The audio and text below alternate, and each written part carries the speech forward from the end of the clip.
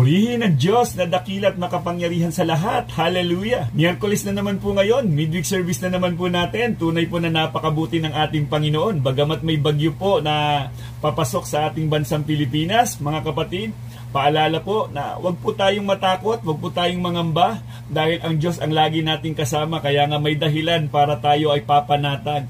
Huwag nating kakalimutan laging manalangin at lumapit sa ating Diyos na makapangyarihan. Anumang sitwasyon ng buhay natin, tandaan natin ang Diyos ay kasama natin sa panahon na ating kinalalagyan.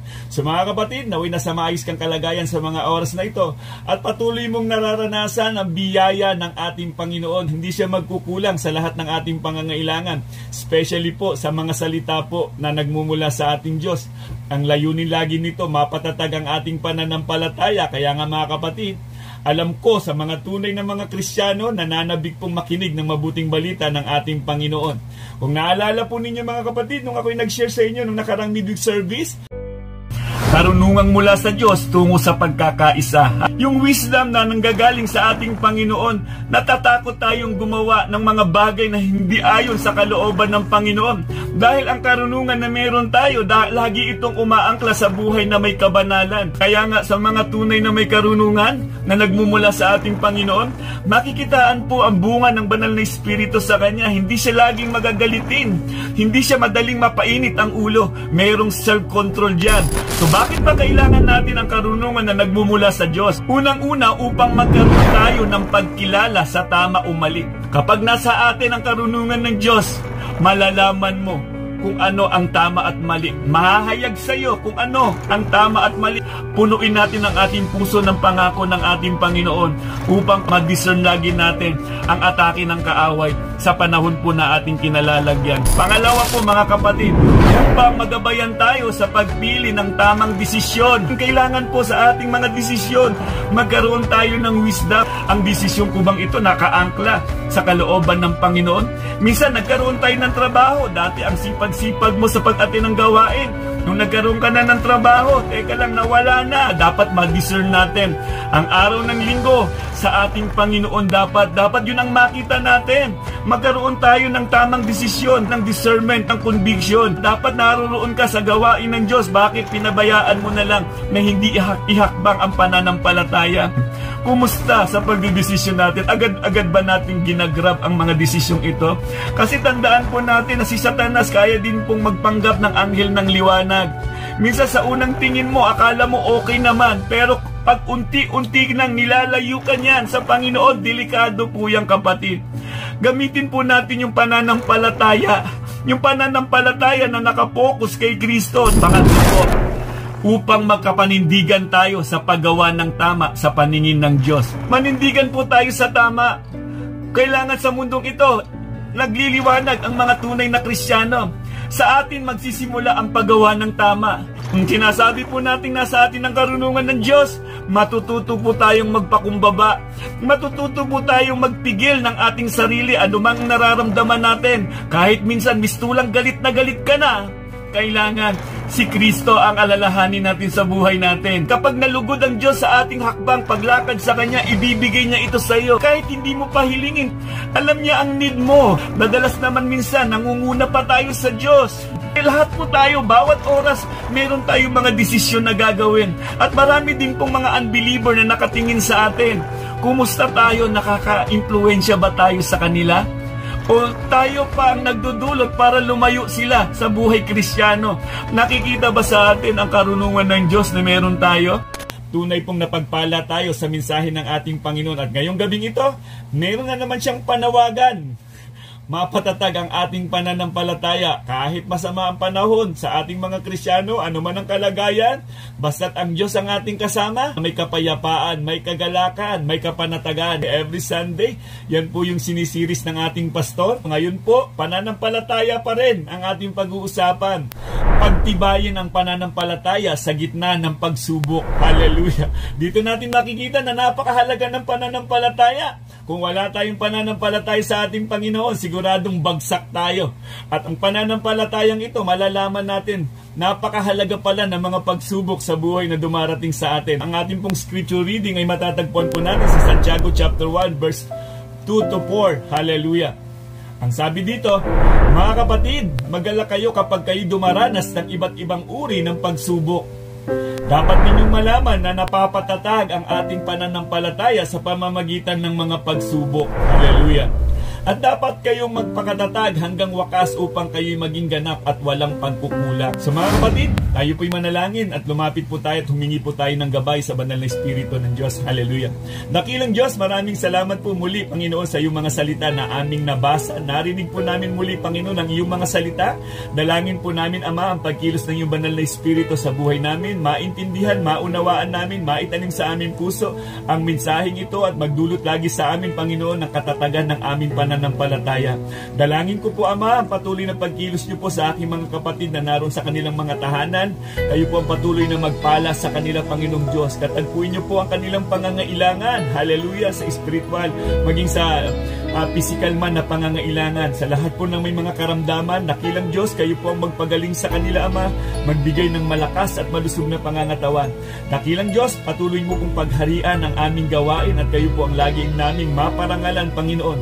Gamitin niyo po ako bilang daluyan ng inyong pagpapala at kayo po ang laging mapapurihan, Ama. Salamat po, dakilang Diyos, ibinabalik ko po sa inyo, Ama, ang pinakamataas na papurit pa sa salamat sa pangalan po na aming Panginoong Jesus. Amen. Hallelujah. Tunay na napakabuti ng ating Panginoon. Hallelujah. Ayon po sa ating nabasa kanina, ito po'y sulat ni Santiago. Alam naman natin na si Santiago ay kapatid ng ating Panginoong Jesucristo. Sa laman, ano? So, ang mensaheng ito, gustong sulatan ni Santiago ang mga kapatid na naroon sa iba't ibang mga lugar na nagkalat na. Ang sabi niya, mag-alala kayo kapag kayo dumaranas ng iba't ibang uri ng pagsubok. Hallelujah. Sa unang tingin, kung titingnan natin, paano naman tayo magagala kung mayroon tayong mga pagsubok na pinagdadaanan sa buhay natin? Si Santiago kasi, ang kanyang pananampalataya ay nakaangkla sa ating Panginoong Jesucristo. Kung nasa atin ang banal na Espiritu ng Diyos, ito po ang nagiging kagalakan sa mga tunay na Kristiyano. At ang sabi niya pa dito, dapat ninyong malaman na napatatatag ang ating pananampalataya sa pamamagitan ng mga pagsubok. Yun naman pala ang dahilan. Sa bawat pagsubok pala na meron tayo, kapag tayo ay nakapokus sa ating Panginoong Jesucristo, ang ending ng bawat pagsubok na ito ay pagtatag ng ating pananampalataya. At ang sabi niya pa, dapat kayong magpakatatag hanggang wakas upang kayo maging ganap at walang pagkukulang. Hallelujah! Ang layunin ng ating Panginoon ay magkaroon tayo ng isang buhay na ganap at kasiyasiya. Yan ang dahilan kung bakit merong pananampalataya at merong banal na Espiritu na tumutulong sa buhay natin. Kaya hindi agad natitinag ang mga tunay na Kristiyano. Kung naaalala natin ang mga Israelite nang lumabas sila sa Promised Land, naroon ang kamay ng Diyos para gabayan sila, iniingatan sila at may plano ang Diyos para lalo siyang mahayag sa kanilang paglalakbay, makita ang kapangyarihan ng Diyos. Sa buhay na meron tayo mga kapatid, may mga pagsubok po tayong pinagdadaanan. Ang layunin nito, mapatatag ang ating pananampalataya. Kaya nga kung tatanong bawat isa sa atin, sino ba ang hindi dumaraan ng mga pagsubok? Pastor man o ano man ang kalagayan, may mga pagsubok po tayong pinagdadaanan. Pero ang sabi ni Apostol Santiago, magalak daw tayo sa mga pagsubok na ating pinagdadaanan. Ang layunin ng bawat pagsubok sa buhay ay upang patatagin tayo sa ating pananampalataya.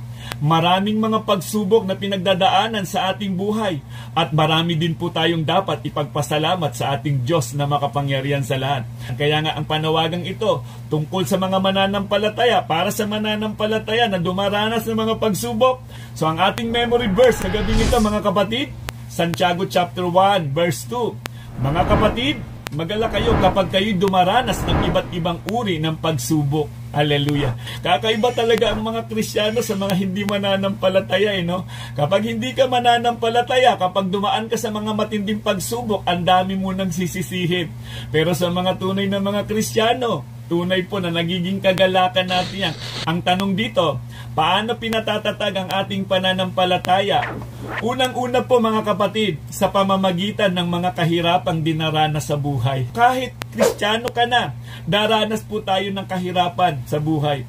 Kasi nga, mula nung naging Kristiyano tayo, nagsimula na po ang tunay na labanan. Ang kagandahan lamang po, mayroon na tayong banal na Espiritu ng Diyos na patuloy na gumagabay sa atin. Sinusubok tayo sa pamamagitan ng mga mahihirap na pinagdaraanan sa buhay. Kristiyano ka, alam mo ang pangako ng Diyos na hindi kita iiwan, hindi kita pababayaan. Yan ang nagrerema sa buhay natin, kaya nga humahakbang tayo. Kahit napakaraming mga pagsubok sa buhay natin, alam natin may Kristo, may Diyos tayong kasama. Isang napakagandang paalala na isinulat ni Apostol Peter sa 1 Peter chapter 1 verse 6 to 7. Ito'y dapat ninyong ikagalak kahit na maaaring magdanas muna kayo ng iba't ibang pagsubok sa loob ng maikling panahon. Hallelujah! Ang gintong nasisira ay pinaparaan sa apoy upang malaman kung talagang dalisay. Gayon din naman ang inyong pananampalataya na higit na mahalaga kaysa ginto ay pinaparaan sa pagsubok upang malaman kung ito'y talagang tapat. Sa gayoy kayo'y papupurihan, dadakilain at pararangalan sa araw na mahayag si Yesu Kristo. Ang kalagayan ni Apostol Peter, hindi po maganda ang kalagayan ng mga mananampalataya noon. Hinahanting po sila ni Emperor Nero. Sa panahon kasi natin kinalalagyan ngayon, ang mga pagsubok lamang po natin, yung paano ang kakainin natin sa araw ng bukas, saan tayo kukuha ng pambayad ng mga kuryente o mga bayarin natin. Sila Apostol Peter, iba po ang kanilang kalagayan. Makikita natin yung tunay na pananampalataya nila na hindi man lang nila dinidinay si Kristo kahit maging kapalit ng kanilang buhay. Ipinaglalaban nila ang pananampalataya. Sa panahon kasi natin ngayon, ito na po ang mga dinadanas ng mga Kristiyano. Kapag ba wala nang maisaing, talagang namumroblema na. Sa araw ba ng bukas, paano na kaya ako? Minsan, kung kani-kanino na tayo pumupunta, kaya madalas nasasaktan tayo. Samantalang nandyan ang Panginoong Jesucristo. Siya ang nagsabi sa atin na ano man daw ang ating mga pasanin sa buhay, bakit hindi natin ilagak sa ating Panginoong Jesucristo? Siya ang Diyos na maaasahan natin at siya ang Diyos na hindi bumabali ng pangako. So walang pangyayari sa buhay ng isang Kristiyano na hindi nalalaman ng Diyos. Alam ng Diyos ang lahat sa atin, mga kapatid. Hallelujah! Saan ka man magtungo, alam ng Diyos, maging laman ng puso mo. Alam ng Diyos, maging mga pagkakamali mo, mistake mo. Alam ng Diyos yan. Kailangan lamang nating lumapit lagi sa Kanya. Kung nagkakamali man tayo, medyo nahihirapan na tayo. Minsan ganun ang tao. Last choice na ang Panginoong Jesucristo na buhay natin. So mga kapatid, ipinahihintulot ng Diyos ang mga pagsubok sa ating buhay. Maging mabuti man ito o hindi, para sa kaganapan ng napakaganda niyang plano sa atin. Kaya nga mga kapatid, dapat laging tama ang tugon sa ating mga pagsubok. Ang Diyos ay laging handang tumulong kung tayo ay lalapit at magpapakumbaba sa Kanya. Dahil kadalasan, tayo rin naman ang may kagagawan ng mga problema natin sa buhay. Hallelujah! Dahil nga sa maling pagpili, ang kadalasan napapahamak ang maraming mga Kristiyano. Kahit mistulan pa yung parang kala mo, pagpapala, kung hindi yan nakaangkla sa salita ng Diyos, kapatid, huwag po nating igagrab. Naalala po natin lagi ang napakagandang kwento ng buhay ni Joseph the Dreamer. Hindi siya tinanggap ng sarili niya, mga kapatid. Yung pinagselosan siya. Pinagtangkaan nila ang kanyang buhay hanggang sa napagbintangan siya at napakulong pa siya, at doon sa kulungan nakalimutan siya ng isang tagapangasiwa ng hari sa alak, pinangakuan niya na sabihin niya ang lahat ng mga ginagawa ko sa inyo, na ako ay marunong bumasa ng panaginip. Nakalimutan, mabuti na lamang at nagkaroon ng panaginip ang hari na hindi kayang ipaliwanag ng lahat. At yung pagkakataon na yun na ang Diyos ang kumilos at naalala niya, meron palang Joseph the Dreamer na bumabasa ng panaginip, at ito yung kinuwento niya kay Paraon, at ito yung dahilan kung bakit nagkaroon ng pagbabago sa buhay ni Joseph.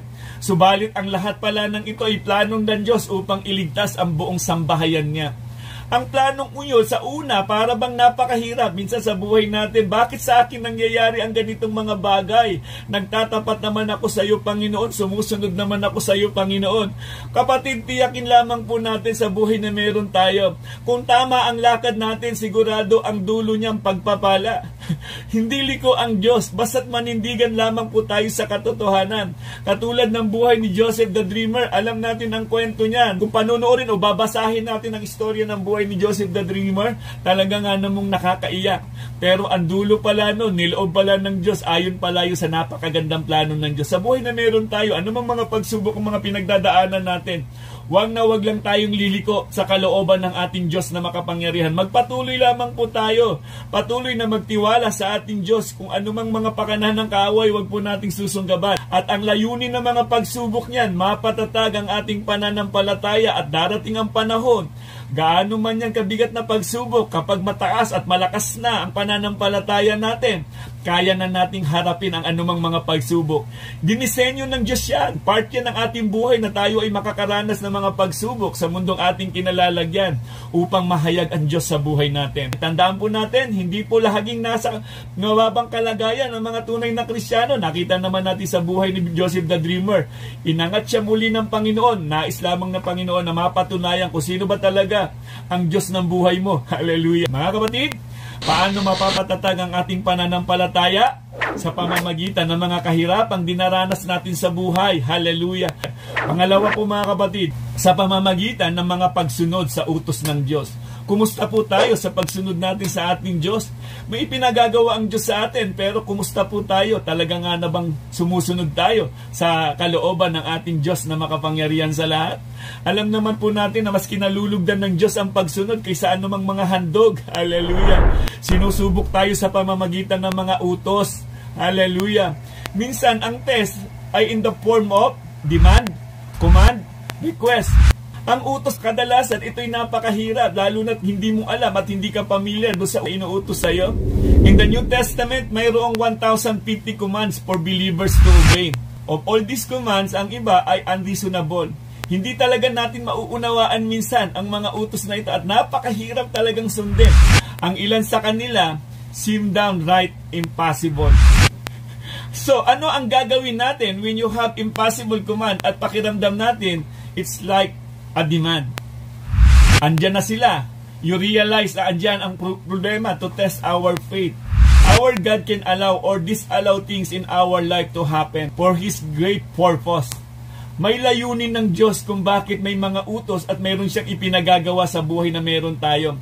Kung maaalala po natin si Abraham, ang sabi doon sa Genesis chapter 12 verse 1, sinabi ni Yahweh kay Abraham, lisanin mo ang iyong bayan, ang tahanan ng iyong ama at mga kamag-anak, at pumunta ka sa bayang ituturo ko sa iyo. Mayroon bang pagkaunawa si Abraham kung saan siya dadalhin ng ating Diyos? Wala siyang pagkaunawa, pero nga mas manangingibabaw kung sino ang Diyos na tumawag sa kanya at nag-utos sa kanya. Yun ang dahilan ng kanyang pagsunod.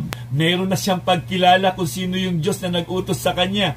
Sa buhay na meron tayo, nariyan na po ang Biblia na dapat nating sundin. Salita ng Diyos na siyang gumagabay sa atin upang hindi tayo mapahamak. Sa Genesis chapter 22 verse 2, sinabi sa kanya, isama mo ang kaisa-isa at pinakamahal mong anak na si Isaac, at magpunta kayo sa lupain ng Morea.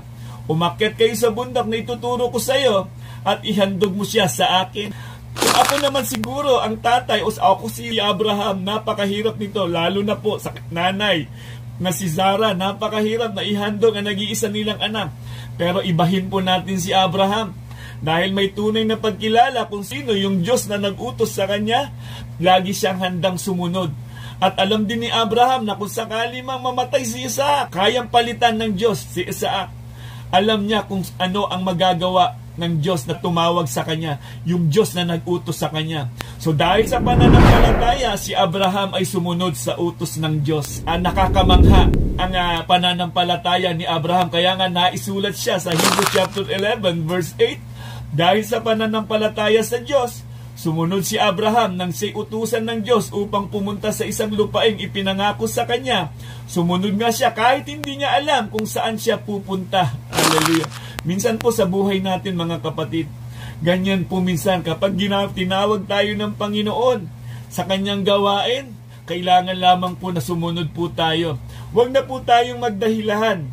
Kung maliwanag na ang calling sa iyo ng Diyos at maliwanag na every Sunday kinakausap tayo ng Panginoon na tayo po ay gagamitin ng Panginoon, wag na po nating patigasin ang ating mga puso. Sumunod po tayo, wag po tayo magbengang kawali. Sumunod po tayo at magagawa natin yan dahil nasa atin ang banal na Espiritu ng Diyos at yan ang mag-uudyok sa atin upang tayo maglingkod sa ating Diyos na makapangyarihan. Kung maalala po natin si Pedro, may lakas ng loob. Ang sabi niya doon sa Matthew chapter 14 verse 28 to 29, sinabi ni Pedro, Panginoon, kung talagang ikaw nga iyan, hayaan mong ako'y pumunta sa iyong kinaroroonan dyan sa ibabaw ng tubig. Sumagot siya, halika. Mula sa bangka ay lumakad si Pedro sa ibabaw ng tubig papunta kay Jesus. Nakita po natin, sabi ni Lord, come, halika, lumapit ka sa akin. sinunod ni Peter. Alam naman po nating nakahakbang si Peter, nakalakad din po siya sa ibabaw ng tubig. At alam po natin, dahil nga sa kakulungan ng pananampalataya, muli siyang lumubog, unti-unti siyang lumubog. At dahil sa biyaya ng ating Panginoon, ang sabi ni Peter, tulungan niyo po ako. Ang Diyos kailanman hindi tayo pababayaan. Na anumang mga pagsubok na ating pinagdadaanan, lapit lagi sa Panginoon. Kapag tayo nahihirapan, ang Diyos ay lagi tayong handang iligtas. Kung talagang hindi na natin kaya, lapit sa Diyos. Siya lang ang pwede nating lapitan. Ang Diyos ay patuloy na nanawagan na lumapit tayo sa Kanya. At maririnig natin ng maliwanag ang Kanyang tinig sa pamamagitan ng Biblia. Andyan ang mabuting balita. Nangungusap lagi ang Panginoon. Hallelujah! Huwag nating baliwalain ang panawagan ng Diyos. Ang salita ng Diyos, ang Biblia, ang siyang nagiging gabay natin sa panahon na ating pinagdadaanan. Bakit hindi tayo tumugon sa panawagan ng ating Panginoon? Alam naman natin hindi napahamak ang sino mang sumusunod sa panawagan ng ating Panginoon. Kapatid, pwede na tayong magdesisyon na sumunod sa ating Diyos na makapangyarihan.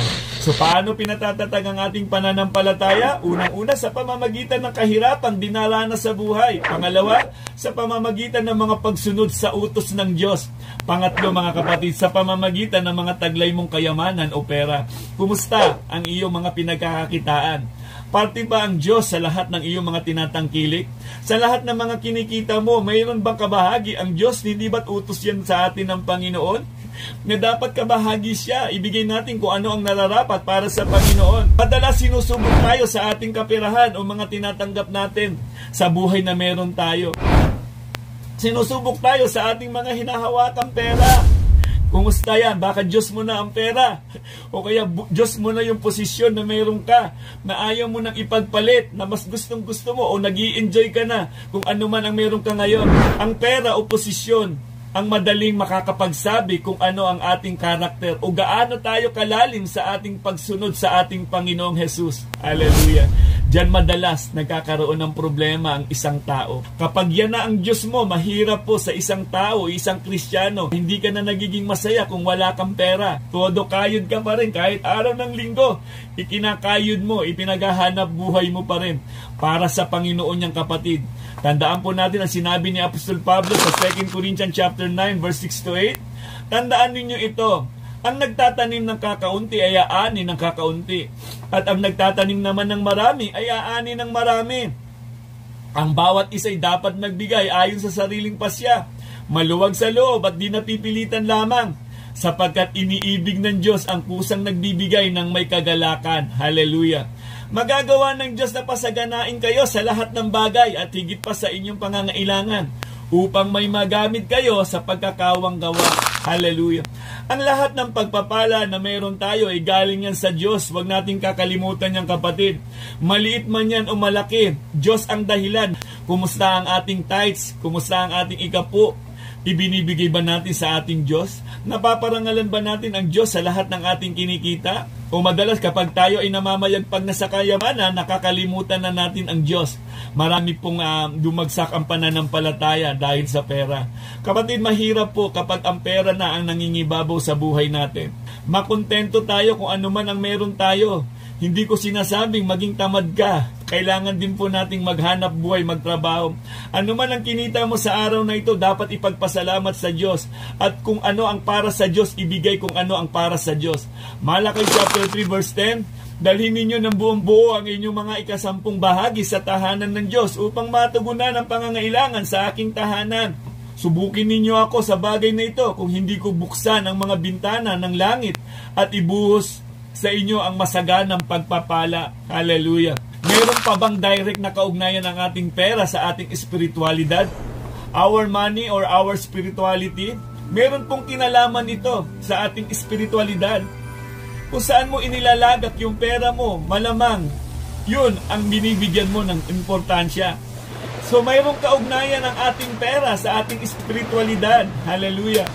Kaya nga sabi dun sa Luke chapter 16 verse 11, kaya kung hindi kayo magpapagkakatiwalaan sa mga kayamanan ng mundong ito, sino ang magtitiwala sa inyo ng tunay na kayamanan? Money is a worldly wealth. Spirituality is our relationship with God. The things in heaven also produce treasures in heaven. Kung saan mo inilalagak ang buhay mo o ang kayamanan mo, yun ang Diyos mo. Mas maganda kung ang kayamanan natin ay magamit sa gawain ng ating Panginoon. Hallelujah! Huwag nawang makaapekto sa atin mga kapatid ang kayamanan para mapalayo sa ating Diyos.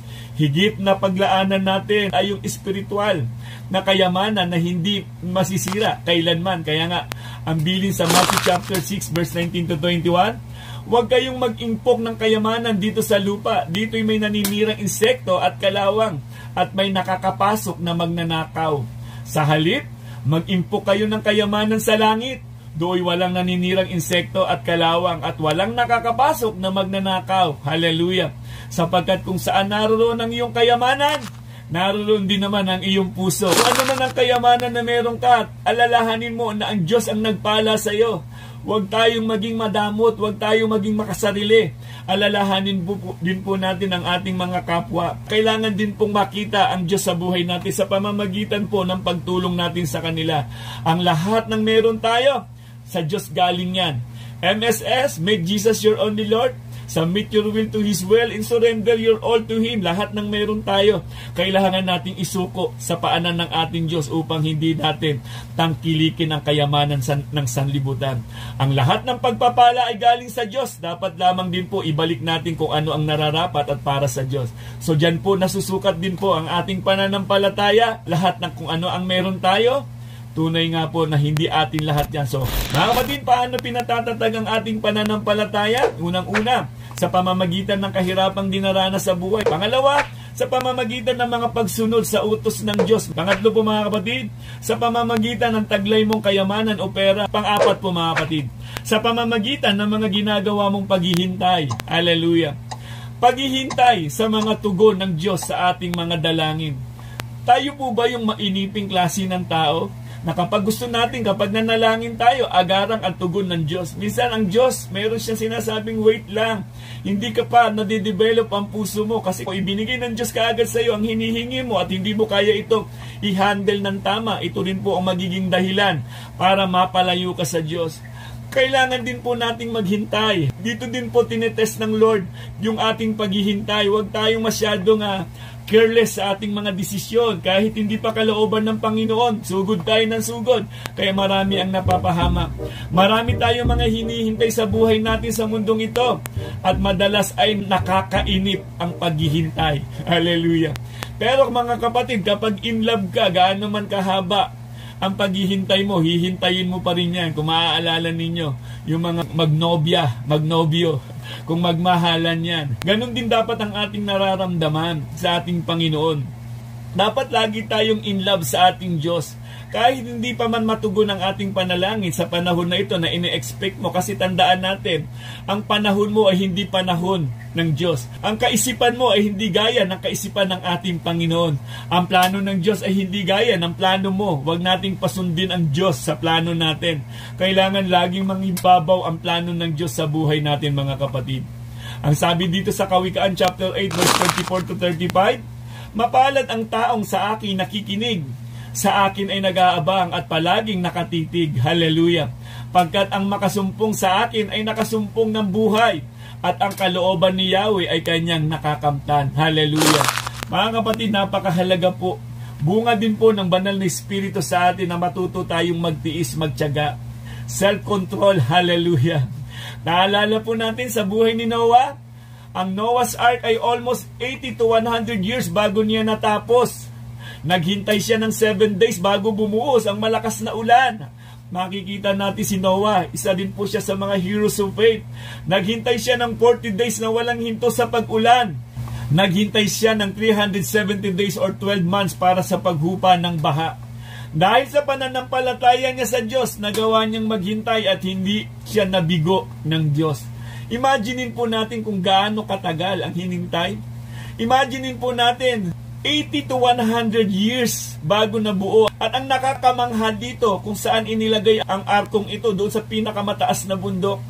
Kung titingnan ng mga tao na nakakapaligid kay Noah, talagang ang nasisiraan na ng ulo ang taong ito. Minsan ganyan ang tingin sa mga tunay na Kristiyano na mga hindi mananampalataya. Inuuna pa natin ang maglingkod sa Diyos kaysa sa mga bagay-bagay sa mundo. Kasi nga, hindi nauunawaan ng mga hindi mananampalataya ang tunay na may banal na Espiritu ng Diyos. Hindi naman tayo yan. Banal na Espiritu ng Diyos na pinaunang bayad para sa katiyakan ng ating kaligtasan. Kakaiba talaga ang mga tunay na mananampalataya, willing maghintay sa tugon ng ating Panginoon. Huwag po tayong mainip. Sa buhay na meron tayo, huwag tayong magsawang manalangin. Lumapit po tayo lagi sa ating Panginoon sa panahon po na ating kinalalagyan ngayon. Kapag ikaw ay nainip at maggagawin mo yung desisyon na gusto mo at ang pamamaraan mo, siguradong mapapahama ka. Umaalala natin si Haring Saul, nainip siya dahil hindi dumating ng maaga si Prophet Samuel, pinangunahan niya. Ano ang nangyari? Hindi siya kinalugdan ng ating Diyos na makapangyarihan dahil yung sumunod na mga desisyon niya, nagkamali na siya. Hindi niya na nasunod kung ano ang kalooban ng Diyos na makapangyarihan sa lahat. Sa buhay po na meron tayo mga kapatid, maaari din pong magkamali tayo. Kung iginigiit natin na hindi ito plano ng Diyos, hindi ito utos ng Diyos, pero ginagawa natin, pwede rin po tayong mapahamak. Napakagandang aral nito mga kapatid na dapat nating maalala. Kaya nga sabi dito sa Isaiah chapter 40 verse 31, ngunit muling lumalakas at sumisigla ang nagtitiwala kay Yahweh. Lilipad silang tulad ng mga agila. Sila'y tatakbo, ngunit hindi mapapagod. Sila'y sa lalakad, ngunit hindi nanghihina. Hallelujah! Dahil ang lakas ng mga tunay na Kristiyano ay hindi nagmumula sa tao at hindi rin nagmumula sa anumang kinakain natin. Ang lakas ng mga tunay na Kristiyano ay nagmumula sa ating Diyos na makapangyarihan sa lahat. Hallelujah! Tunay po na napakabuti ng ating Panginoon sa kabila ng mga pagsubok na iyan. Ang sabi ni Santiago, magalak daw tayo, at sinabi din niya ni Apostol Peter, maging kagalakan natin ang mga pagsubok sa buhay natin dahil ang layunin pala nito mga kapatid, napapatatag ang ating pananampalataya. So paano pinatatatag ang ating pananampalataya? Sa pamamagitan ng kahirapang dinaranas sa buhay, sa pamamagitan ng pagsunod sa utos ng Diyos, sa pamamagitan ng mga taglay mong kayamanan o pera, sa pamamagitan ng mga ginagawa mong paghihintay. Kaya nga mga kapatid, napakasarap na masabing Kristiyano ako dahil tunay si Kristo ang kasama ko. At kailanman hindi na ako mangangapa sa kadiliman, hayag na sa akin ang liwanag na nagmumula sa ating Panginoong Hesukristo. At kailanman maiibsan ang takot dahil alam natin Diyos ang ating kasama sa panahon na ating pinagdadaanan. May bagyo mang dumaan sa buhay natin, may bagyo mang dumaan sa bansang Pilipinas. Kung may Kristo ka, papanatag ka dahil alam mo, kasama mo si Kristo sa buhay na meron ka at hindi ka kailangan mangamba. Ang Diyos ang patuloy na magpuprovide sa lahat ng ating mga pangangailangan. At tandaan po natin sa akin pong pagtatapos mga kapatid, 1 Corinthians chapter 10 verse 13, napakaganda ang sulat ni Apostol Pablo para paalala sa atin. Sabi dito, wala pang pagsubok na dumating sa inyo na hindi naranasan ng lahat ng tao. Tapat ang Diyos at hindi niya ipapahintulot na kayo'y subukin ng higit sa inyong makakaya. Sa halip, pagdating ng pagsubok, bibigyan niya kayo ng lakas upang mapagtagumpayan iyon. Hallelujah! Sa Diyos po ang lahat ng papuri at pasasalamat. Sa lahat ng mga pagsubok na pinagdaanan natin sa buhay natin mga kapatid, tunay na may Diyos na dakila at makapangyarihan sa lahat. Hindi mo lakas yan, kaya ka nagtagumpay, kaya mo na idaos ang mga pagsubok sa buhay mo. Dapat ang Diyos ang laging napaparangalan at napapasalamatan. Kaya pala nasabi nila Apostol Peter, nila Apostol Santiago, dahil nga alam nila na ang banal na Espiritu ng Diyos ang taglay nila para masabi nila na maging anumang pagsubok o sitwasyon ng buhay, magagalak tayo dahil ang Diyos ang siyang kasama natin. Dahil siya mismo ang magbibigay sa atin ng lakas para mapagtagumpayan natin ang anumang mga pagsubok na pinagdadaanan natin sa buhay na meron tayo. Sa mga tunay na Kristiyano, hanggat nabubuhay tayo, kasama natin ang ating Panginoong Hesukristo. Huwag kang matakot, huwag kang mag-alala, huwag kang mangamba dahil hawak-hawak tayo, yakap-yakap tayo ng ating Panginoong Hesukristo. Dapat ang buhay natin nakaangkla lagi sa salita ng Diyos. Sa bawat desisyon na gagawin natin, ang Diyos ang laging maparangalan sa buhay na meron tayo. Huwag kang matakot kapatid na ibigay ang para sa Diyos, ipagkatiwala sa Diyos kung ano ang nararapat para sa Diyos. Kapatid, sigurado ako, ang Diyos ang magpapala sa atin sa panahon natin kinalalagyan. Dahil alam ng Diyos, hawak ng Diyos ang buhay natin mga kapatid. Kaya nga, pwede nating sabihin, papanatag ako, anumang bagyo ang dumarating sa buhay natin dahil alam kong kayang papayapain yan ng Diyos na makapangyarihan sa lahat. Nagawa niya ng lakada ng tubig, ang dagat. Ano pa yung mga problema na pwede nating danasin sa mundong ating kinalalagyan? Tiyakin lamang po natin na lagi tayong nasa panig ng ating Panginoong Hesukristo. Sigurado ang tagumpay dahil may Diyos tayong kasama. So mga kapatid, naway napagpala na naman po tayo sa isang napakagandang mensahe ng ating Diyos. Tunay po na napakabuti ng ating Panginoon. Mga kapatid, sumayin niyo naman kapayapaan, kagalakan at pag-asa at patuloy natin ipahayag sa pangalan ng ating Panginoong Hesukristo may kagalingan. Sa pangalan ng ating Panginoong Hesukristo may buhay na walang hanggan. God bless and God first. Murihin ng Diyos na dakil at makapangyarihan sa lahat.